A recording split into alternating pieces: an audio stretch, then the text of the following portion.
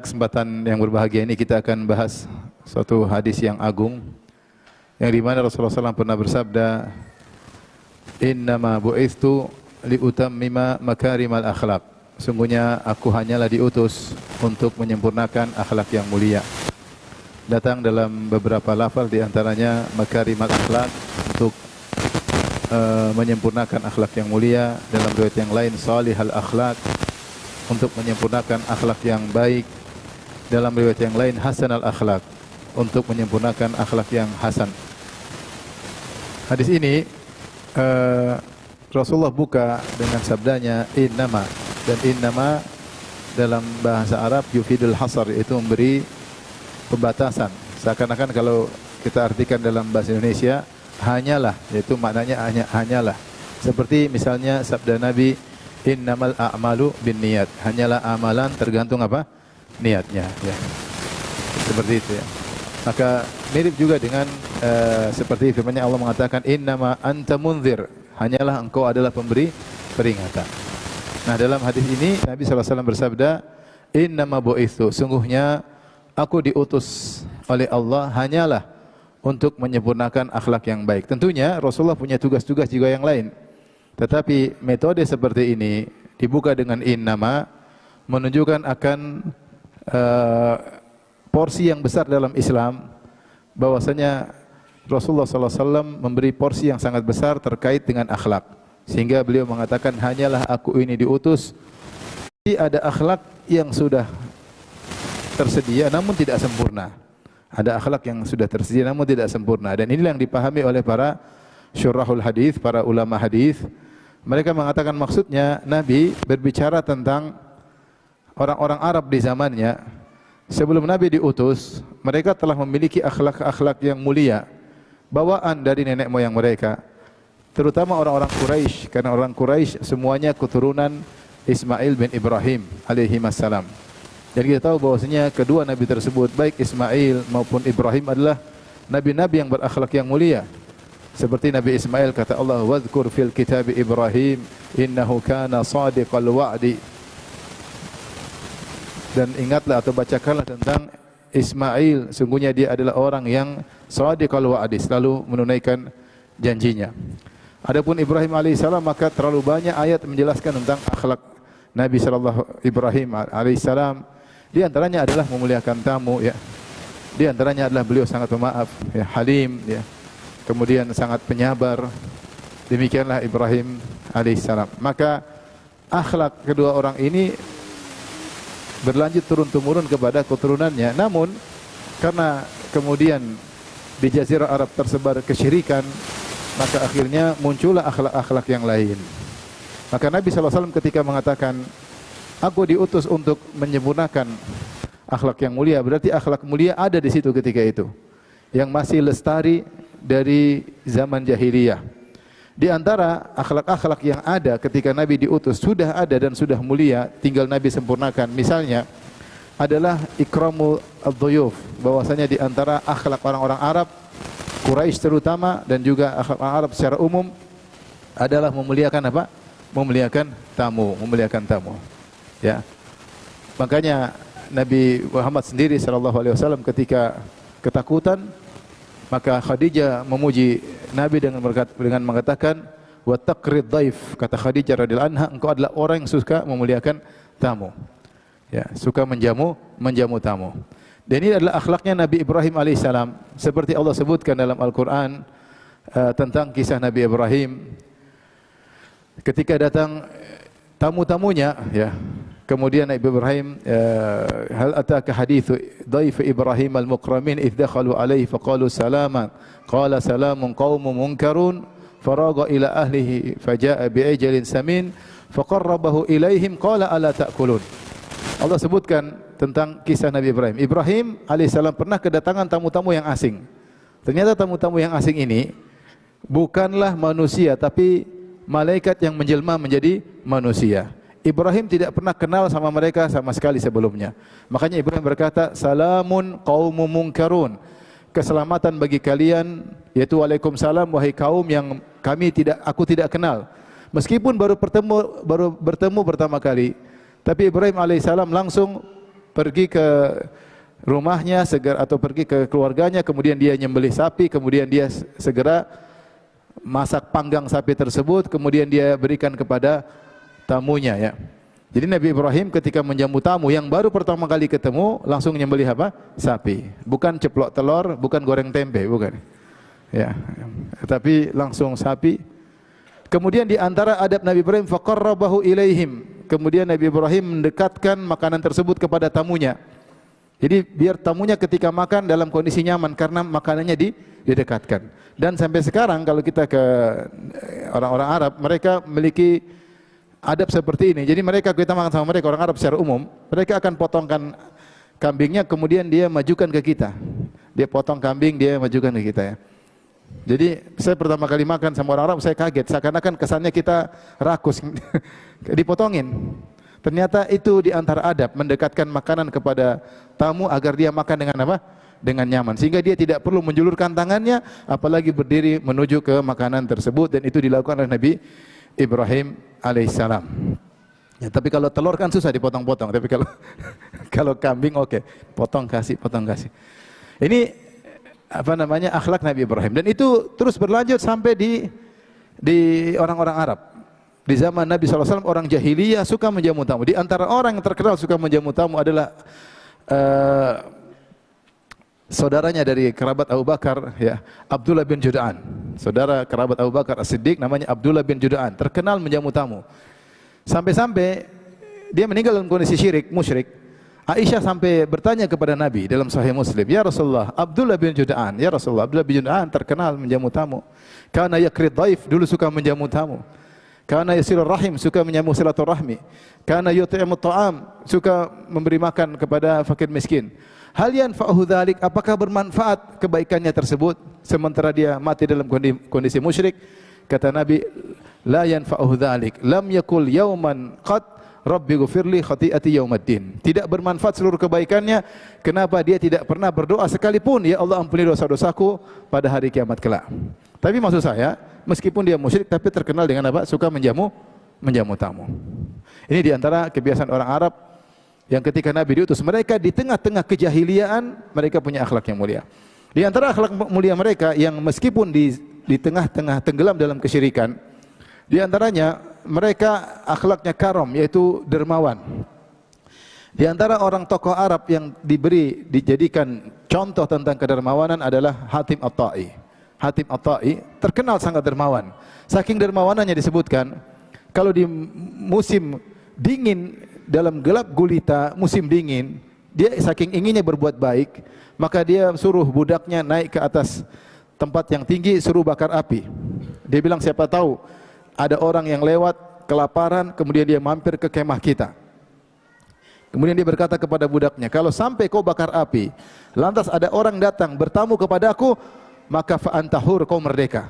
Kau merdeka. Saking baiknya dia, pingin bisa menjamu tamu.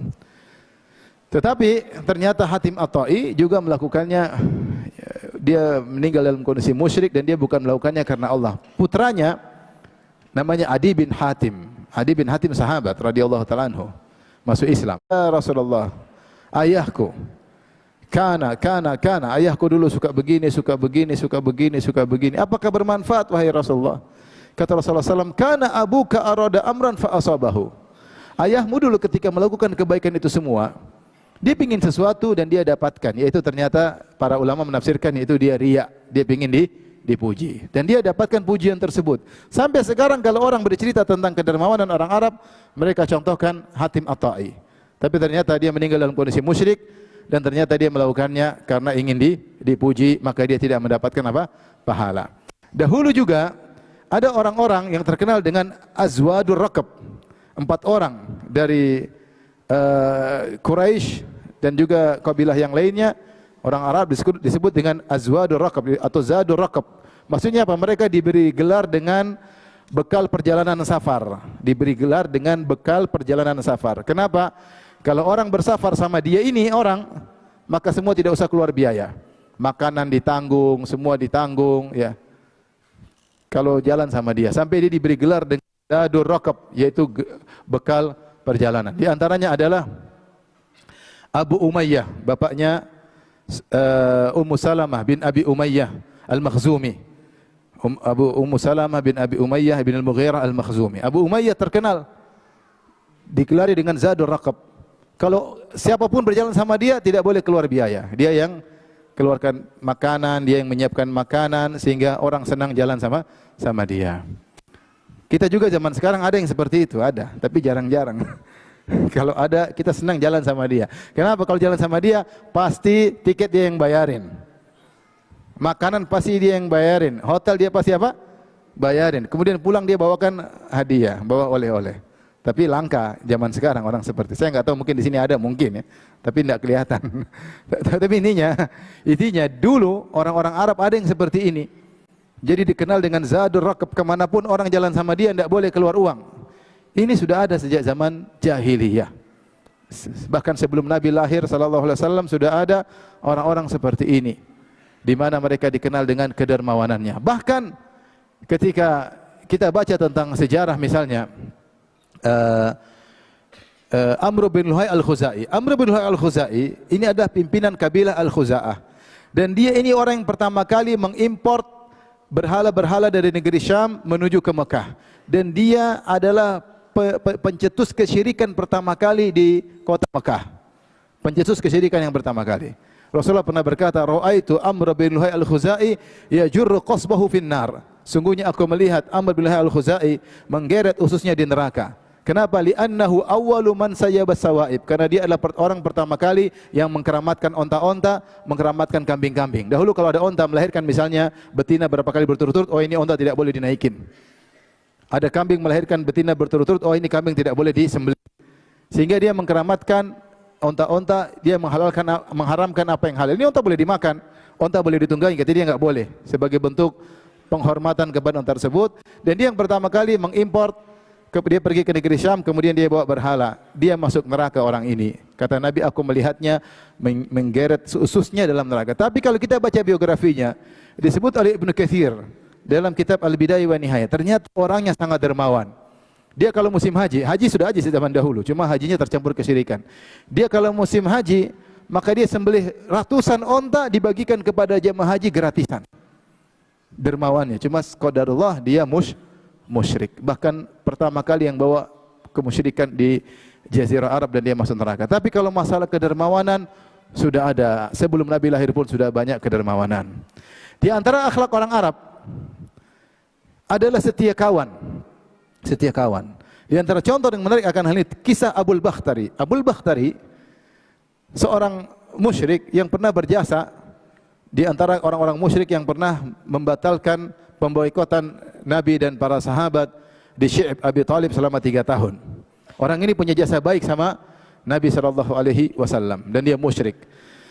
Ketika perang Badar, Nabi berkata, kalau kalian bertemu dengan Abul Bakhtari jangan bunuh dia. Sungguhnya dia pernah berjasa sama saya.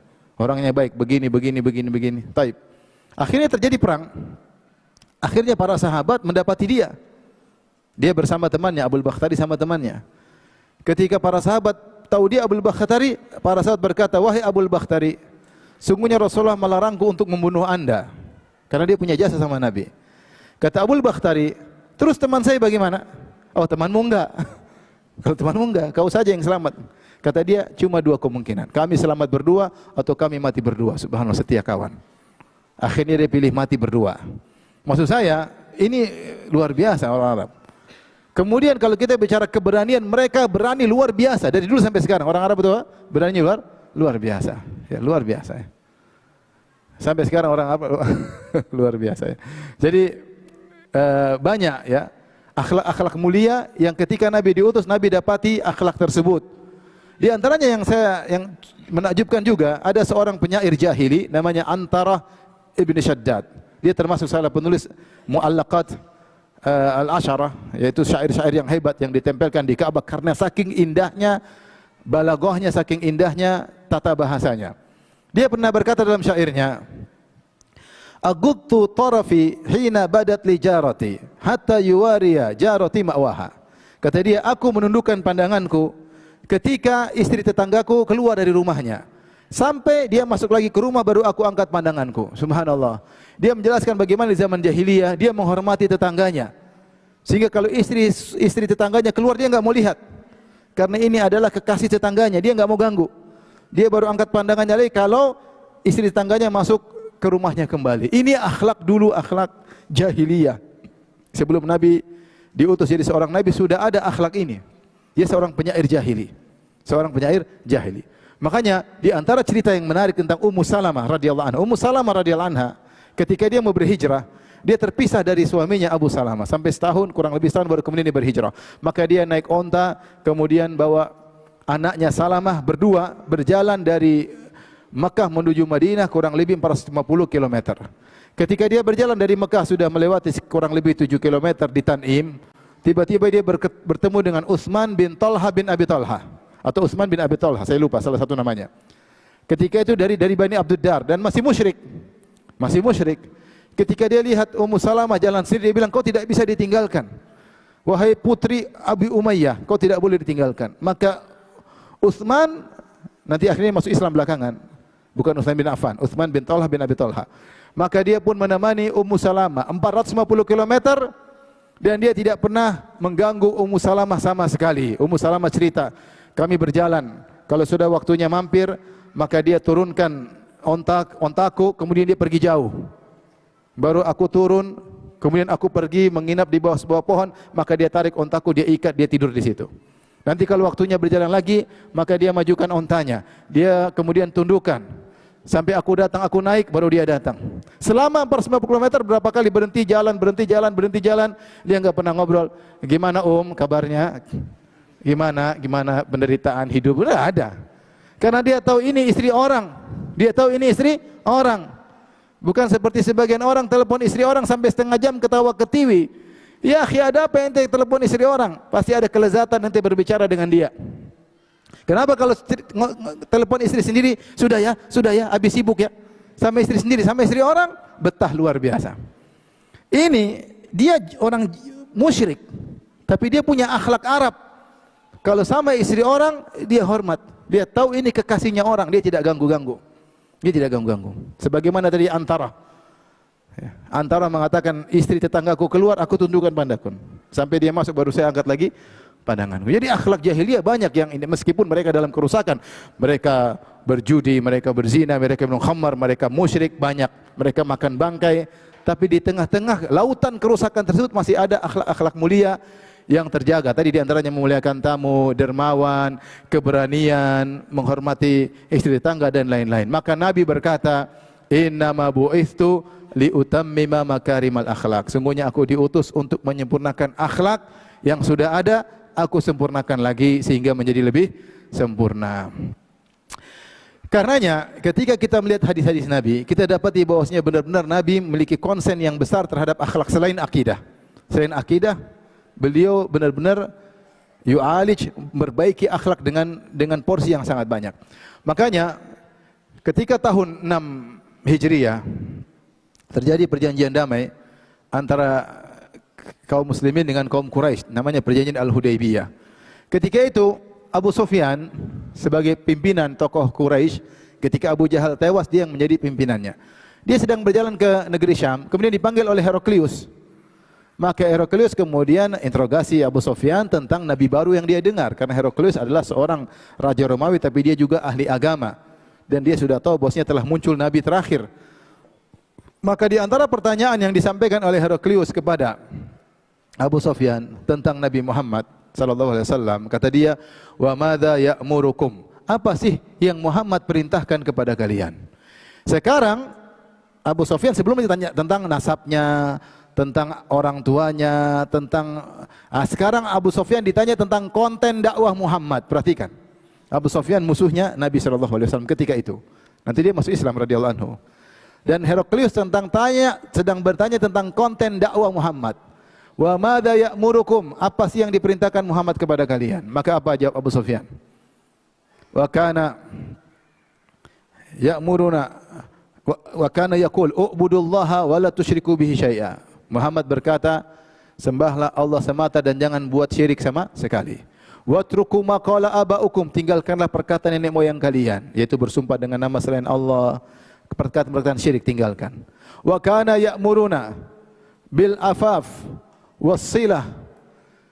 Ya, kata beliau dan Rasulullah sallallahu alaihi wasallam memerintahkan kami untuk jujur, untuk menyambung silaturahmi dan untuk berakhlak mulia, Jadi ternyata Abu Sufyan bisa menangkap dakwah Nabi Muhammad. Dakwah Nabi Muhammad itu terangkum pada dua hal, akidah yang kokoh dan akhlak yang mulia itu. Akidah yang kokoh dan akhlak yang mulia. Jangan syirik sama sekali dan berakhlaklah yang mulia. Makanya Abdullah bin Salam, seorang Yahudi yang kemudian masuk Islam radhiyallahu anhu, ketika mendengar isu Muhammad datang ke kota Madinah, dia ingin tahu karena Muhammad diisukan pendusta, pembohong, maka dia nantikan kedatangan Rasulullah. Ketika dia lihat, dia mengatakan ini wajah bukan wajah pembohong. Saya tahu ini wajah bukan wajah pembohong. Apa yang pertama kali didakwakan oleh Nabi? Kata Abdullah bin Salam, awwalu kalamin sami'tuhu minan Nabi sallallahu alaihi wasallam. Perkataan pertama yang saya dengar dari Nabi sallallahu alaihi wasallam ketika datang ke kota Madinah. Ya ayuhan nas afshus salam, wahai manusia sekalian tebarkanlah salam. Ya atimut ta'am, berilah makan kepada orang-orang miskin. Wasilul arham, sambunglah silaturahmi. Wasallu bil lail wan nasu niyam, salatlah di malam hari ketika orang sedang tidur pulas. Tadkhulul jannata bisalam, niscaya kalian akan masuk surga dengan penuh keselamatan. Subhanallah, ternyata di antara poin-poin dakwah Nabi pertama kali tebar salam, beri makan kepada fakir miskin, sambung silaturahmi. Ini akhlak atau bukan? Akhlak. Kita saja buka kitab Riyadhus Shalihin karya Imam Nawawi, buka berapa ribu hadis, isinya akhlak semua. Isinya adab, isinya akhlak. Akhlak terhadap istri, akhlak terhadap suami, akhlak terhadap anak-anak, akhlak terhadap anak yatim, akhlak terhadap tetangga, akhlak terhadap orang tua, akhlak terhadap dalam perdagangan, akhlak bertetangga, semua lengkap akhlak. Tinggal kita belajar. Menunjukkan bahwasanya porsi Islam tentang akhlak sangat besar, sangat besar. Karenanya seorang penyair berkata, ya innamal umamu al-akhlaqu ma baqiyat fa inhum dhahabat akhlaquhum dhahabu. Seorang penyair berkata, sungguhnya umat itu bisa dinilai dari akhlaknya. Dia mulia dengan akhlak yang mulia. Kalau akhlaknya telah sirna, maka umat tersebut sirna pula. Ya. Orang dinilai dari akhlaknya.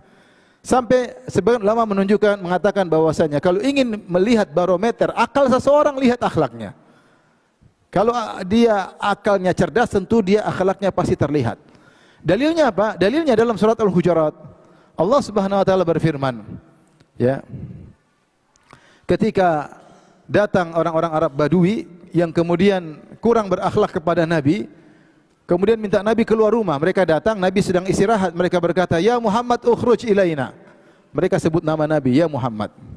Para sahabat tidak ada yang boleh bilang Muhammad, semuanya bilang ya Nabi Allah, ya Rasulullah. Mereka bilang, "Ya Muhammad, ukhruj ilaina." Wahai Muhammad, keluarlah temui kami. Keluarlah temui kami. Ya.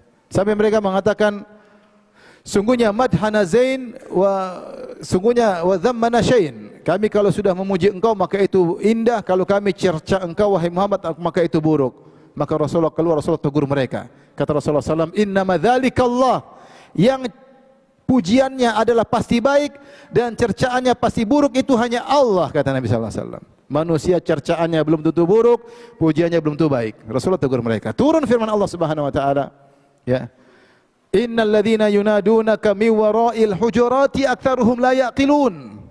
Kata Allah, sungguhnya orang-orang yang manggil-manggil engkau di balik, di belakang, di luar rumahmu, kebanyakan mereka tidak berakal. Kebanyakan mereka tidak berakal. Di sini kata para ulama bahwasanya akhlak menggambarkan akhlak seseorang, menggambarkan akal seseorang.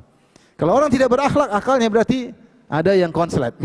Ada yang konslet. Tapi kalau orang berakal, dia melihat situasi, melihat kondisi, dia tahu bagaimana cara masuknya, bagaimana cara keluarnya. Waqtul buyuta min abwabiha, dia masuk dengan sesuai dengan jalurnya, dengan pintunya. Menunjukkan dia cerdas, dia bisa melihat apa? Situasi.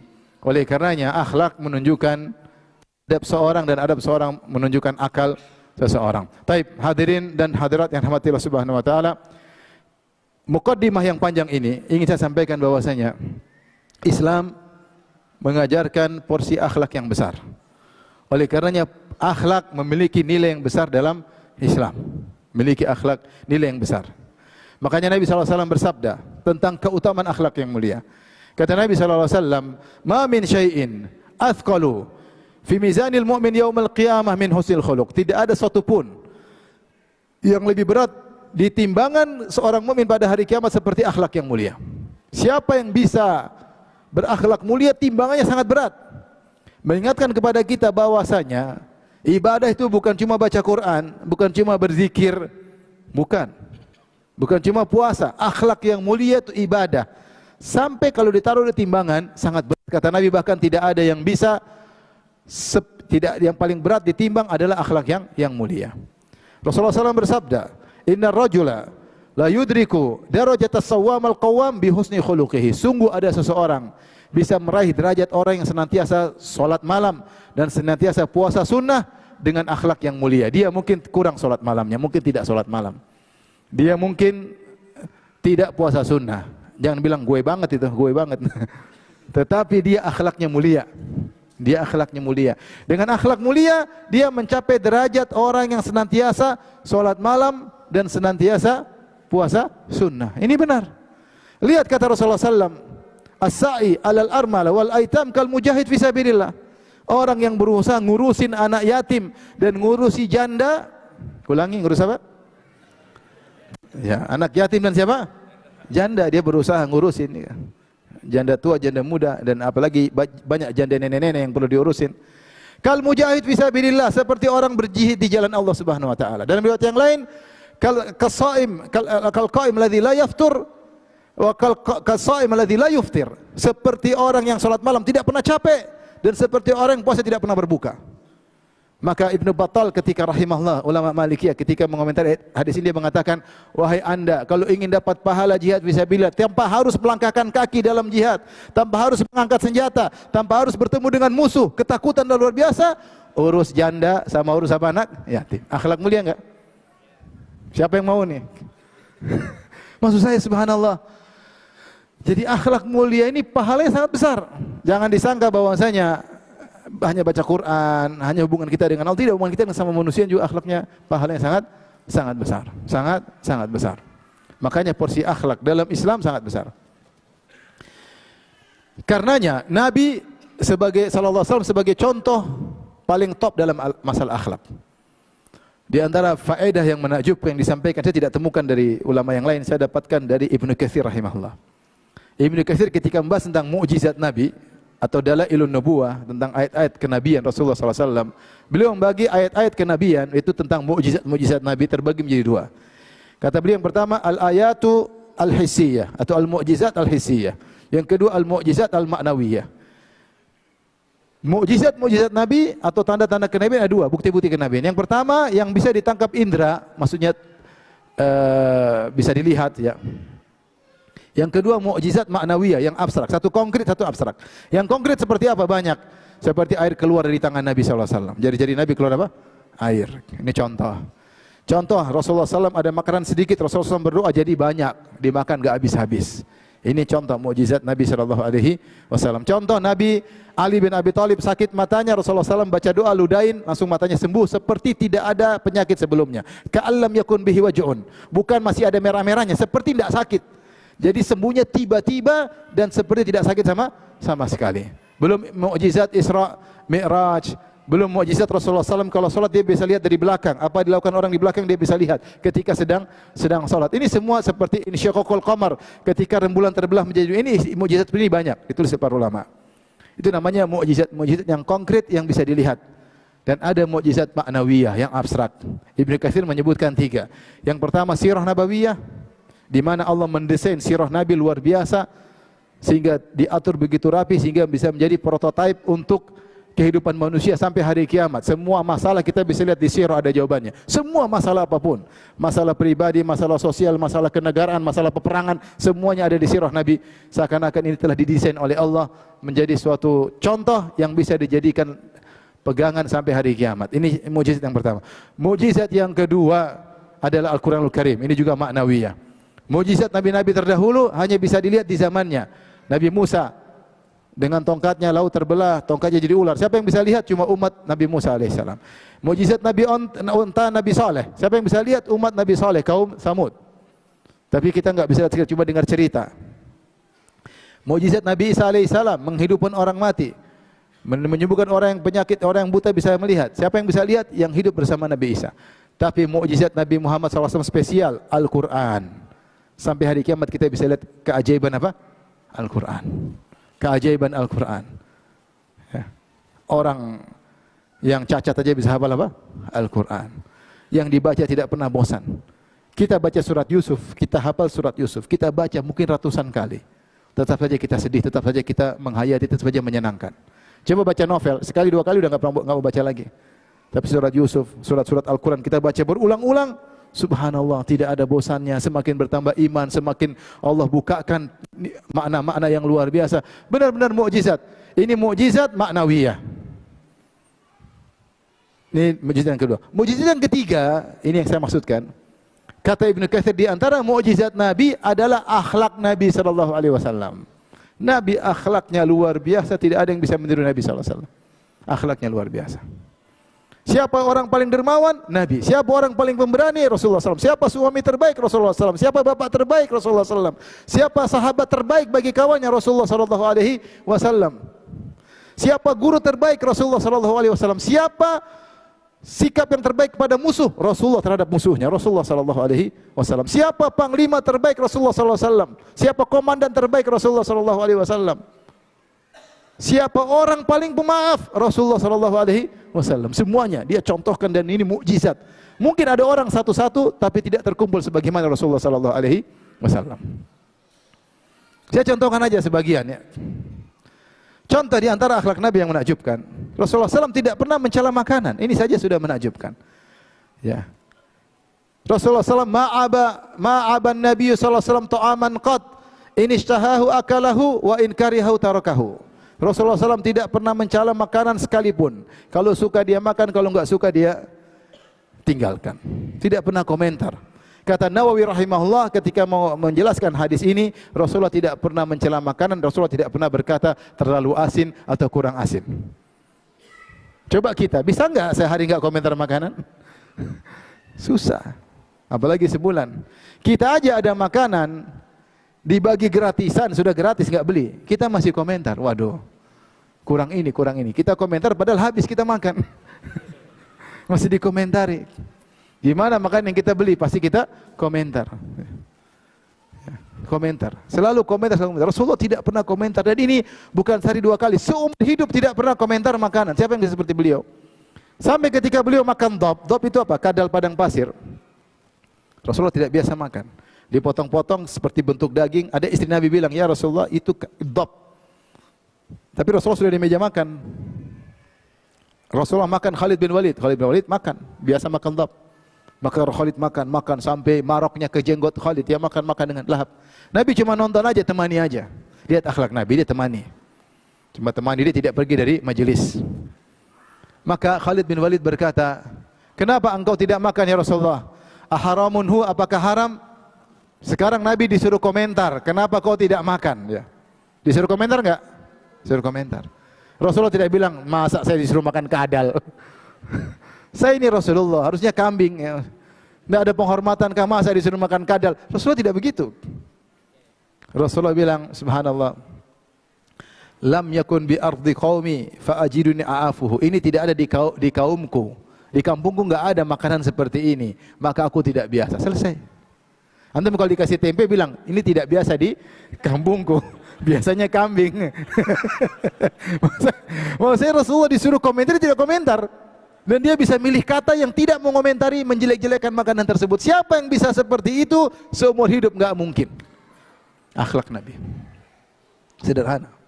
Di antara mukjizat akhlak Nabi, ini disebutkan oleh Ar-Razi. Ar-Razi, seorang ulama dari Asy'ariyah, dia punya faedah luar biasa dalam kitab Arba'in. Dia mengatakan, Rasulullah sallallahu alaihi wasallam zuhud luar biasa. Zuhud. Artinya beliau kalau punya harta beliau bagi, beliau sedekah, dan zuhudnya itu konsisten dari awal sampai beliau meninggal dunia. Membuktikan dia seorang nabi. Kalau dia ternyata bukan nabi, hanya cari dunia, dia pasti senang-senang suatu saat. Sekali lah seminggu senang-senang mobil mewah-mewah, enggak. Rasulullah dari awal sampai akhir zuhudnya konsisten. Luar biasa. Sampai ketika Rasulullah sallallahu alaihi wasallam didatangi oleh Ibnu Mas'ud kalau tidak salah, lihat Rasulullah tidur kemudian ada bekas tikar di lambungnya. Kata Ibnu Mas'ud radhiyallahu anhu, "Alam nattakhidh laka wita'an?" Ya Rasulullah, bukankah lebih baik kita kasih engkau kasur? Kata Rasulullah, "Mali walid dunya," apa urusanku dengan apa? Dunia. "Innama mathali wa mathalud dunya karakibin istadhalla tahta syajaratin tsumma raha fatarakaha." Apa urusanku dengan dunia? Ngapain aku dengan dunia? Perumpamaanku dengan dunia seperti seorang yang sedang naik kendaraan pengembara, mampir sebentar di bawah sebuah pohon. Dunia itu pohon tersebut. Kemudian pergi meninggalkannya. Buat apa saya lama-lama di bawah pohon? Sudah enggak perlu, kata Rasulullah. Bahkan dalam Ibnu Hajar dalam Fathul Bari menyebut, ada riwayat, ada seorang wanita datang ke rumah Aisyah. Kasihan lihat kasur Nabi yang sangat sederhana. Sangat sederhana. Bantal sangat sederhana. Maka dia datangkan kasur yang bagus buat Nabi sallallahu alaihi wasallam. Lihat ustadznya begitu kan enggak enak, udah buat ustadz gampangannya begitu. Kalau kita sekarang, Masya Allah, anugerah yang tidak diduga-duga. Masya Allah, murid-murid saya pengertian. Mungkin gitu ya kalau kita ya. Nabi tidak, kata Nabi, kembalikan. Kalau saya mau dunia bisa mudah bagi saya tidak mau. Kata Rasulullah, suruh kembalikan. Dan zuhudnya Nabi komitmen sampai putrinya Fatimah radhiyallahu anha datang minta pembantu karena dia kerja ngurusi Ali bin Abi Thalib radhiyallahu anhu, harus giling raha, alat penggiling gandum dari batu sampai tangannya kapalan. Perempuan tangannya kapalan. Tidak layak. Perempuan itu harusnya apa? Tangannya halus. Dia bilang, "Ayah, aku minta pembantu." Kata Rasulullah, tidak ada pembantu. Tidak mungkin aku biarkan ahlu suffah, kemudian saya kasih kamu pembantu, ahlu suffah kelaparan. Kata Nabi, tidak. Mending budak ini saya jual, kemudian uangnya untuk apa? Ahlu suffah. Rasulullah menyuruh Fatimah untuk berzikir. Untuk apa? Berzikir. Ya. Ala awala adulukuma ala ma huwa khairun min khadim. Maukah aku tunjukkan kepada kalian berdua yang lebih baik daripada pembantu?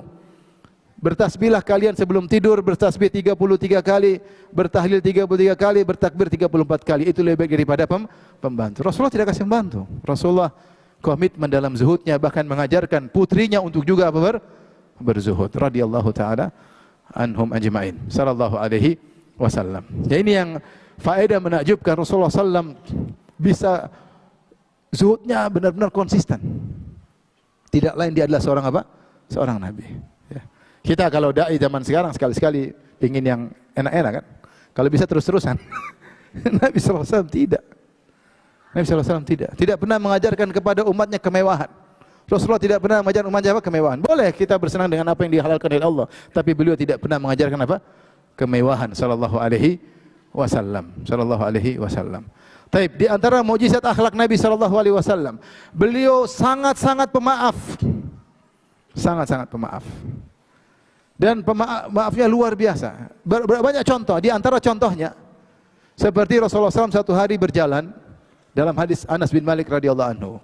Rasulullah berjalan, tiba-tiba ada orang Arab Badui datang kepada Nabi, kemudian menghentikan jalan Nabi, dia tarik kain di leher Nabi. Nabi kan pakai rida, ditarik sampai Nabi tersentak dan ada merah di lehernya, saking kerasnya.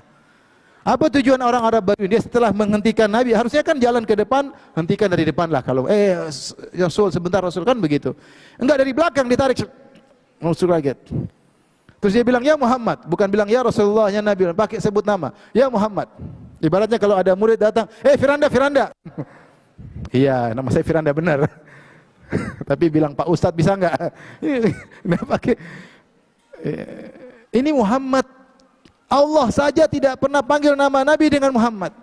Allah Subhanahu wa taala dalam Al-Qur'an selalu mengatakan, "Ya Rasulullah, ya ayuhan Nabi, ya ayuhan Rasul, ya ayuhan Nabi, ya ayuhan Rasul." Nabi-nabi yang lain Allah masih panggil, "Ya Nuh, ya Ibrahim." Rasulullah, "Ya Musa." Allah panggil nama, "Ya Musa, ya Nuh, ya Adam." Tapi Rasulullah tidak ada, "Ya ayuhan Rasul, ya ayuhan Nabi, ya ayuhal Muzammil, ya ayuhal Muddathir." Subhanallah. Ini Arab Badui datang, Muhammad. Subhanallah. Rasulullah tidak marah.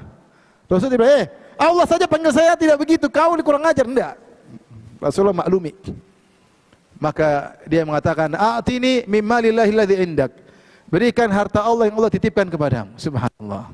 Jadi ibarat antum bawa duit, terus datang orang, Firanda, Firanda, kau punya uang 1 juta kan? Itu kan harta Allah, bukan harta kamu. Ya benar, semuanya juga titipan. Bagi dong. Iya, ini titipan tapi bukan buat kamu kalau saya. Tapi Nabi bilang, Rasulullah tabassama, Rasulullah langsung tersenyum, Kata Rasulullah, tuh berikan kepada dia. Yang saya takjub di sini, Rasulullah langsung tersenyum. Lihat itu Arab Badui, langsung tersenyum. Tidak terlihat rona wajah merah sama sekali, sedikit pun tidak ada. Siapa di antara kita yang bisa begitu? Coba antum naik mobil terus disenggol sedikit, antum bisa langsung tersenyum? Mustahil. Waduh. Susah. Makanya saya sering cerita, saya juga dulu pernah begitu. Ketabrak saya senyum. Ketika saya keluar dari gerbang UIM, saya naik mobil Cressida tahun 89, mobil tua. Tahu-tahu ada mobil GMC nabrak, krek, peot. Saya udah buka, langsung saya senyum karena dosen saya yang tabrak. Assalamualaikum. Ya Syekh, enggak apa, langsung aja. Apa biasa, bismillah. Saya udah buka ini, langsung saya senyum. Bisa enggak? Bisa. S3 dia ngajar saya. Lagi ngajar saya lagi, gimana kita nggak senyum langsung, subhanallah. Maksud saya, lihat Rasulullah bisa langsung memaafkan, luar biasa. Ketika Rasulullah SAW dikasih racun oleh oleh wanita dari Yahudi waktu di Khaybar, Rasulullah menaklukkan Khaybar, ada seorang wanita Yahudiyah kasih hadiah Rasulullah SAW. Di antara akhlak yang mulia, dia terima hadiah. Itu orang kafir kasih hadiah, Rasulullah kasih makan, dikasih kambing, ditaruh racun di bagian kambing yang Rasulullah suka, ziraknya. Rasulullah makan, tiba-tiba kambing berbicara, ini masmumah, saya beracun. Subhanallah, akhirnya Rasulullah sakit. Rasulullah berdiri. Gara-gara sakit tersebut buat Rasulullah SAW akhirnya sakit yang buat beliau meninggal dunia. Di 3-4 tahun kemudian beliau meninggal dunia. Tapi para sahabat ketika bilang, apa kita bunuh wanita Yahudi ini? Kata Rasulullah, tidak usah. Rasulullah maafkan. Subhanallah. Ini yang diracuni Rasulullah, yang ngeracuni non muslim, itu pun Rasulullah bilang, saya maafkan. Terkadang kita sama muslim yang masalah keluarga, bukan orang lain lagi, keluarga ribut, nggak berhenti sampai mati ribut. Diracuni, cuma diambil dikit duitnya. Marah sampai mati. Rasul kita tidak mencontohkan demikian, sallallahu alaihi wasallam. Rasulullah SAW tidak mencontohkan. Lihatlah Rasulullah SAW ketika Fatu Makkah, bagaimana memaafkannya Rasulullah SAW. Beliau diusir dari Mekah, meninggalkan hartanya sampai rumahnya diambil oleh orang-orang kafir Quraisy. Rumah tempat tinggal dia bersama Khadijah yang penuh dengan nostalgia yang indah-indah, direbut dan dijual. Kemudian beliau dijadikan sayembara, siapa yang bisa bunuh Muhammad dapat 100 ekor onta. Beliau kabur sampai lewat jalan-jalan tikus sampai lari ke Madinah. Sampai beliau meninggalkan kota Mekah dengan penuh kesedihan. Beliau berkata, innaki la khairu ardillah, wahai Mekah, engkau adalah kota yang paling terbaik. Wa ahabbu ardillah ilallah, dan engkau adalah negeri yang paling dicintai oleh Allah. Walaula anna qaumaka akhrajuni ma kharajtu minki, kalau aku tidak diusir oleh kaummu, aku tidak bakalan meninggalkan engkau. Rasulullah meninggalkan dengan penuh kesedihan. Sampai di Madinah Rasulullah berdoa agar bisa cinta kepada Madinah. Allahumma habib ilaina al-Madinata kahubbina Makkah au asyad. Ya Allah, jadikanlah kami cinta kepada kota Madinah sebagaimana cinta kami terhadap kota Mekah. Dan di antara ujian yang alami oleh para nabi, diusir dari negerinya. Di antaranya Nabi Ibrahim, di antaranya Nabi Muhammad sallallahu alaihi wasallam, ya. Maka Nabi meninggalkan negerinya dengan penuh kesedihan. Taib diusir, mau dibunuh. Kemudian datang orang-orang Arab menyerang dalam perang Badar, ingin bunuh Muhammad. Datang perang Uhud, pasukan datang menyerang, ingin bunuh Muhammad. Datang pasukan perang Khandaq, 10.000 pasukan, ingin bunuh Muhammad. Muhammad terus ingin dibunuh sallallahu alaihi wasallam. Tapi tahun 8 Hijriah, Rasulullah menaklukkan kota Mekah. Datang dengan 10.000 pasukan. Orang Quraisy pada ketakutan. Sampai ada yang berkata, hadza yaumul malhamah, ini adalah hari pertumpahan darah. Tapi ternyata Rasulullah memaafkan. Rasulullah tidak marah sama sekali. Rasulullah kumpulkan orang-orang Quraisy yang dulu mengusirnya, yang dulu ingin bunuh dia. Rasulullah kumpulkan, Rasulullah berkata, "Madza tadhunnun anni fa'ilun bikum?" Menurut kalian apa yang akan aku lakukan kepada kalian? Mereka segera memuji Nabi, kata mereka, "Anta khairuna ibnu khairina." Engkau adalah orang terbaik di antara kami dan bapakmu juga dulu orang yang terbaik di antara kami. Kami menyangka akan berbuat baik kepada kami. Kata Nabi, "Ma aqulu lakum illa kama qala akhi Yusuf." Aku tidak berkata kepada kalian kecuali sebagaimana perkataan saudaraku Yusuf alaihissalam, la tathriba alaikumul yaum, tidak ada cercaan bagi kalian sejak hari ini. Idhabu fa antumut talaqa, pergilah kalian bebas. Mereka kafir, Rasul bilang bebas pergi. Padahal kalau saatnya mau balas dendam, itu saatnya. Mana yang dulu usir saya 8 tahun yang lalu, mana? Sini. Lapor dulu sini. Kalau kita mungkin begitu. Tidak dimaafkan. Enggak, saya bukan marah, cuma mau kasih pelajaran. Mungkin kalau kita gitu. Ini bukan marah, kasih apa? Pelajaran. Tek, pelajaran doang. Rasulullah tidak. Rasulullah SAW apa? Tidak. Maka kita lihat sifat maafkan Nabi. Subhanallah, mukjizat tersendiri. Bagaimana pemberaninya Nabi SAW? Rasulullah SAW sangat pemberani dan banyak dalil menunjukkan pemberani. Di antaranya ketika perang Hunain. Perang Hunain para sahabat datang 12.000 orang melawan kabilah Hawazin. Setelah menaklukkan Mekah, Rasulullah berjalan 12.000 pasukan. Ketika itu sebagian sahabat ada yang ujub. Dia mengatakan, "Lan nuglabal yauma an qillah." Kita dulu waktu sedikit pasti menang, apalagi sekarang jumlahnya banyak, tidak bakalan kalah. Rasulullah fasyadda alai Nabi sallallahu alaihi wasallam, fasyaqqa dzalika alai Nabi. Rasulullah merasa berat. Karena kemenangan selalu karena Allah, bukan karena jumlah yang banyak. Ternyata benar, begitu mereka kejebak di sebuah lembah, tiba-tiba kabilah Hawazin banyak, tiba-tiba melemparkan anak panah, hujan anak panah. Sahabat kabur ketika itu, kabur ke belakang. Rasulullah ketika itu sedang naik kuda, dia naik onta. Sahabat kabur tinggal beberapa orang di sisi Nabi SAW, tidak banyak. Mungkin cuma belasan, sedikit di sisi Nabi. Nabi tidak kabur, dia malah majukan ontanya. Kemudian dia berteriak di hadapan musuhnya, "Ana ibnu Abdul Muttalib, ana nabiyyun la kadzib." Aku cucunya Abdul Muttalib, aku nabi dan aku tidak dusta. Dia teriakkan suaranya biar musuh tahu di mana dia dan dia tidak takut. Dan dia maju dengan apa? Ontanya. Rasulullah SAW. Ali bin Abi Thalib yang paling jagoan dalam berperang, dia mengatakan, kami kalau sudah ketakutan, kalau perang sudah parah, ihmarral ba'su, perang sudah marah, ittaqaina bi Rasulillah, kami berlindung di balik Nabi SAW. Rasulullah SAW pemberani luar biasa ya. Oleh karena kalau kita mau contoh semua akhlak Nabi luar biasa. Belum kalau kita bicara tentang suami, aduh jangan tanya, suami Rasulullah luar biasa. Bagaimana akhlaknya luar biasa. Kita jauh malu kalau kita lihat apa akhlak Nabi. Mau tanya, praktisi poligami terbaik siapa? Rasulullah SAW. Rasulullah luar biasa. Kita kadang istri satu sudah jungkir balik. Rasulullah istri 9 luar biasa. Kita, wah ini memang luar biasa. Lihat bagaimana Rasulullah bersikap dengan Aisyah. Aisyah kalau minum, Rasulullah lihat gelasnya, Rasulullah putar, Rasulullah SAW minum dari bekas bibirnya Aisyah. Bagi kita laki-laki apa faedahnya dari bekas bibir nggak bekas bibir, tapi bagi wanita itu sangat bermakna. Bagaimana suamiku minum dari bekas apa? Bekas bibirnya.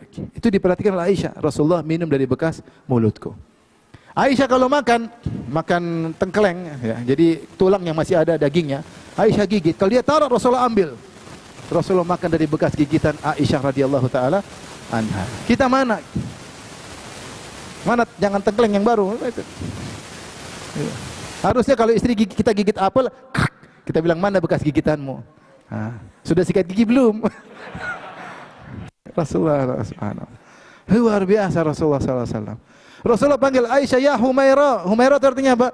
Yang merona-rona merah pipinya. Saking putihnya Aisyah radhiyallahu anha sehingga nampak rona-rona merah di pipinya. Rasulullah menyebut dia dengan yang terbaik padanya, yaitu kecantikannya. Wahai yang merona-rona merah pipinya, luar biasa. Ya Humairah. Ya kita harusnya gitu kalau panggil istri. Wahai yang bangir hidungnya, Masya Allah. Wahai yang tebal alisnya. Wahai yang tipis bibirnya. Wahai yang maju nonongnya. Wahai yang terurai rambutnya. Tapi gimana kita nggak ada gitu. Mbok.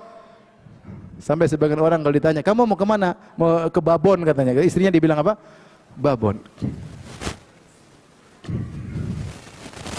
Sudah habis waktu kan? Hah? Sampai jam berapa?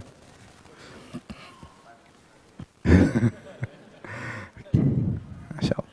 Kita kalau baca Rasulullah bagaimana ya, luar biasa Rasulullah sallallahu alaihi wasallam. Tentunya pembahasan masing-masing panjang. Cuma saya ingin sampaikan bahwasanya Rasulullah di antara mukjizatnya adalah akhlaknya yang luar biasa. Sebagai apapun dia adalah nomor satu. Sebagai ayah, sebagai kepala rumah tangga, sebagai kawan terhadap kawannya. Ya. Rasulullah sallallahu alaihi wasallam. La yaruddu sa'ilan qat. Kalau ada yang minta, Rasulullah tidak pernah nolak. Rasulullah kalau ada yang datang, dia punya dia pasti kasih. Pasti. Tambah pinggir panjang. Kalau sedikit atau banyak kalau dia punya dia kasih. Ini keajaiban luar biasa. Disifat oleh Nabi la yaruddu sa'ilan qat. Kalau ada yang minta dia tidak pernah menolak, dia pasti kasih. Rasulullah sallallahu alaihi wasallam. Datang seorang wanita, lihat Nabi kasihan pakai baju yang sudah usang. Maka dia ambil baju, dia kasih Nabi. Fa akhadhaha an-nabiy sallallahu alaihi wasallam muhtajan ilaiha. Sang perawi berkata, maka Nabi pun ambil baju tersebut karena lagi butuh. Memang bajunya lihat usang. Rasulullah baru pakai. Tiba-tiba datang seorang sahabat. Kata sahabat tersebut, ma ahsanaha. Betapa indah pakaian tersebut ya Rasulullah. Baju baru nih ya, gampangannya kalau kita. Uksuniha ya Rasulullah, kasih dong buat saya. Rasulullah langsung buka kasih. Dia tidak, kamu ini, kamu nih. Kalau kita kan ada ente, bukannya saya dikasih malah dimintai ya. Rasulullah langsung buka tanpa ada raut wajah yang menyedihkan. Dia buka kasih, padahal dia butuh, dia kasih. Kemudian Rasulullah kembali, sahabat-sahabat yang datang tegur orang ini, kamu ini benar juga, sudah tahu Nabi tidak pernah, kalau diminta enggak pernah nolak, kamu malah minta, pasti dikasih lah, pintar banget kamu. Kata dia, saya minta bukan karena bajunya, tapi itu baju saya ingin keberkahannya. La'alli ukaffanu fiha. Saya berharap dikafankan dia sebagai. Karena baju itu sudah kena keringat Nabi. Keringat Nabi berkah enggak? Jasad Nabi berkah enggak? Berkah. Akhirnya fakanat kafanahu, dan benar akhirnya itu baju jadi kafannya. Ya. Sampai ada seorang Arab Badui datang kepada Nabi, ya Rasulullah, ketika perang Hunain Rasulullah punya ghanimah banyak sekali. Ada kambing di antara dua lembah, dua gunung. Ghanamun bainal jabalain, satu lembah isinya kambing, mungkin ratusan. Orang Arab Badui terus mengatakan, ya Muhammad, kasih saya dong itu, kasih saya itu. Kata Rasulullah, ambil semuanya, ambil, subhanallah. Ini orang langsung pulang ke kaumnya.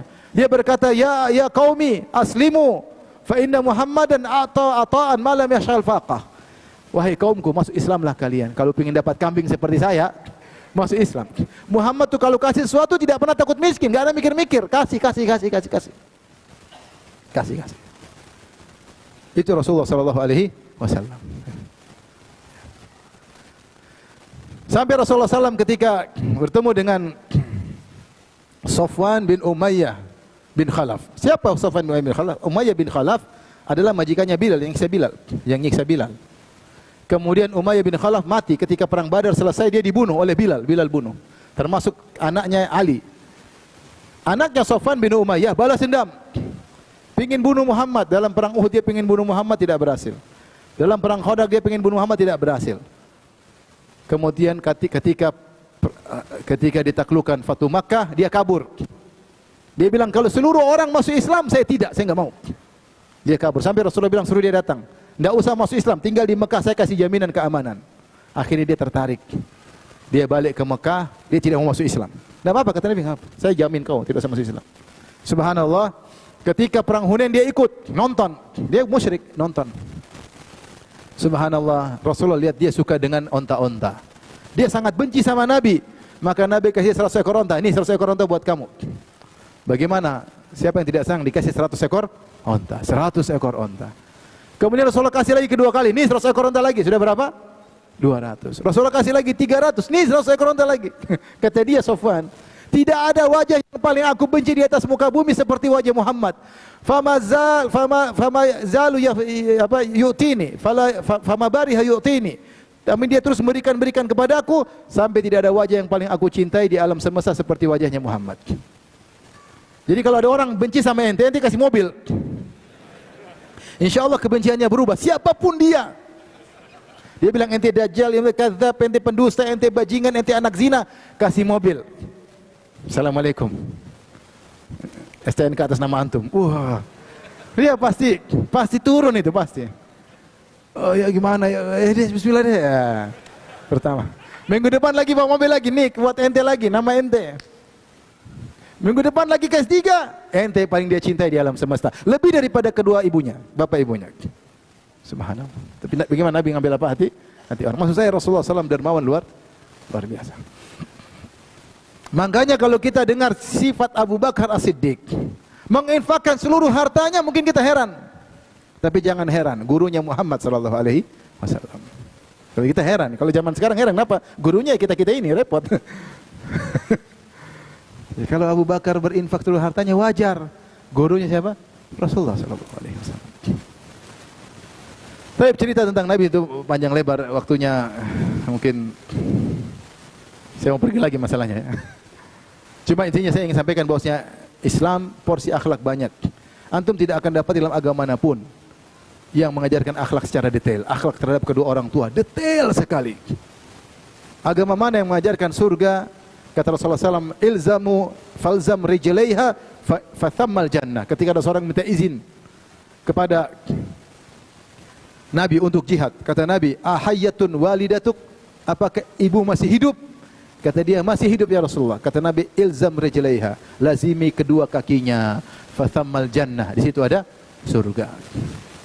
Lihat bagaimana kaum muslimin diajarkan berbakti kepada orang tua luar biasa.